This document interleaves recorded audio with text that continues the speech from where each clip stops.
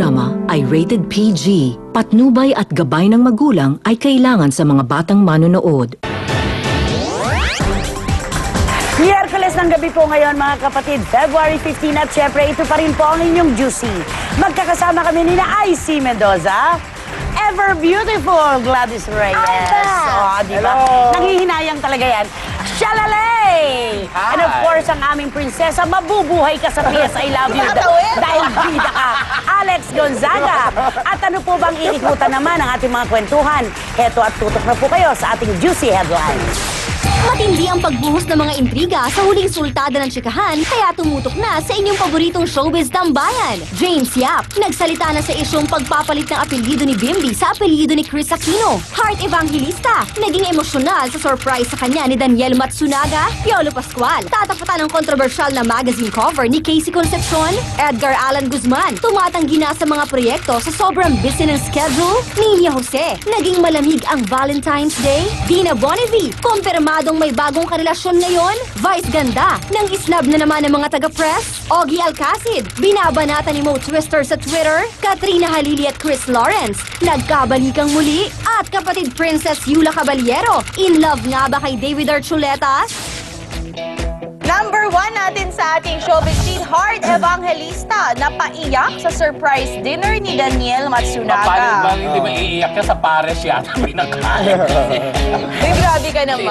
Oy, pero ano, kaya nag-surprise dinner kasi birthday ni Heart kahapon. So, belated happy birthday to Miss Heart Saan Evangelista. dinner kaya nila? Yung nasa pares. Sa ano? Kaya naiyak? Tsaka eat sila ng mga Brazilian food. And Ako i-reserve ko yung energy ko sa mga susunod na. Basta ano. ay, Oo nako. nga, pansin ko nga na talaga. Ito to ang andar. Wait, nakamusta legacy? Ay, eto na kagad. Mga kapatid, eto na po ang ating Express Pasabog Top 5. Express Pasabog Top 5. Ricky Reyes, may special date noong Valentine's Day. Bakasyon muna sa pagpapaganda at pagtuturo si Mother Ricky Reyes dahil kahapon sa mismong araw ng mga puso ay isang special date ang kanyang pinuntahan. Alam nyo, lagi ako naniniwala na napakaraming mababait na mga Pilipino. Napakaraming gustong tumulong, hindi lang alam kung paano, hindi lang kung saan. Isa si Mother Ricky sa mga sikat na personalidad na walang sawang sumusuporta sa Child House Foundation para sa mga cancer patient na bata. Hopefully, bago matapos ang taon, ay magkakaroon na ng sariling bahay ang Child House na wala nang pwedeng magpalayas sa mga bata. Kasi yung Child House, hindi naman ako ito eh. Ito yung mga bata na may sakit na cancer na nanggagaling sa iba't ibang probinsya. Yung Child House, yun yung kanilang temporary home while they're on treatment. Sa mga bata, tuloy lang ang laban. At sa lahat ng mga nanonood sa atin, sana po yung Valentine, ibigay nyo na po sa maliliit na bata. And I'm telling you, you will be more than happy. Okay, syempre mga kapatid, sa atin pong pagbabalik ang aking baon. Ito po yung kumbaga ay sariwang-sariwa po na nagaganap ngayon sa mundo ng Twitter. Ito yung pagtutweet ng mga laban na salita nitong si DJ Mo Twister laban kay Ogie Alcacid. Yes. Nagsimula ito sa isang kwento sa concert ni Ogie at ni Regine sa Araneta Coliseum. So Smart Araneta Coliseum. Yes. Kung saan, syempre, dahil pampublikong figura itong si Mo Twister at may issue tungkol sa kanila ni Ria noon, na siya rin naman na naglabas niyan, pinaglaruan. Sabihin na natin nga, napagtuunan ng pansin. Naggalit itong si Mo Twister kung ano-anong salita na ang pinakakain niya ngayon kay Ogie Alcacid. Okay lang yon. Huwag na sanang idamay ang bata. Yes. May Nadadamay sa may pang-i-spoof na naganap. Okay. Yung pag-iyak-iyak niya sa video. parang ganon. Ano Yeah. ba yung mga nakalagay? Ito yung nakalagay, Okay. sabi ni DJ Mo, just heard at Ogie Alcacid made fun of me crying in the abortion video. Classy move, bud. Didn't you just have a child? Glad it's alive. Tapos Okay. yung pangalawa Oh my. naman, hey guys, don't worry about it. I'm sure he got a good laugh out of it. A few kids dying is pretty effing funny, unless it's his. Oo. Ang personal kong opinion dito, sana tama ako. Ang isang tao kasi na napakagaling din na maglaro ng buhay na may buhay at ang isang tao na kung makialam ng buhay ng kanyang kapwa ay sobra-sobra at mapanlait, walang karapatan na magreklamo at magalit kapag ang buhay naman niya ang nasasalat. Dapat kung ayaw mong masalat ang buhay mo at walang maibalik sa iyong anuman, huwag mo ring gawin yon. Ganun lang yun eh. Yun lang ang aking punto Tsaka doon. may point ko doon ay kasi si Mo hindi naman siya naging biktima dito kasi yun nga, siya rin naman naglabas ng video. Oo, sa kanila naman ang galing, huwag kang maglaro maglabas ng anuman para walang pagpistahan. Bakit parang hindi makamove on si DJ mo sa At saka wala na siya dito. Ito, nanggugulo pa siya ng buhay na may buhay. At si Ogie Alcacid, suyuri natin ang kanyang imahe. Mula nung magsimula siya sa showbiz bilang singer-actor, walang sino man na makapagrereklamo sa ugali ni Ogie Alcacid dahil napakabuti, napakabait na tao nito. At sana naman po, wag idamay yung mga bata na walang inosente. malay. Oo. Huwag naman po. Meron pa mga 2 taon na lang daw mula ngayon, mamamatay ang anak ni Regine at ni Ogie. naman po. Sobrang kabalahulaan yan. Sobra talaga. Kaya kung ayaw mo na nabibira ka, huwag ka ring mambira. Huwag ka ring mangutya para hindi ka kutyain. Yun lang. Wala ba nagsasabi kay Mo na hindi magaganda yung mga tinitin? Ang tanong, nakikinig ba siya?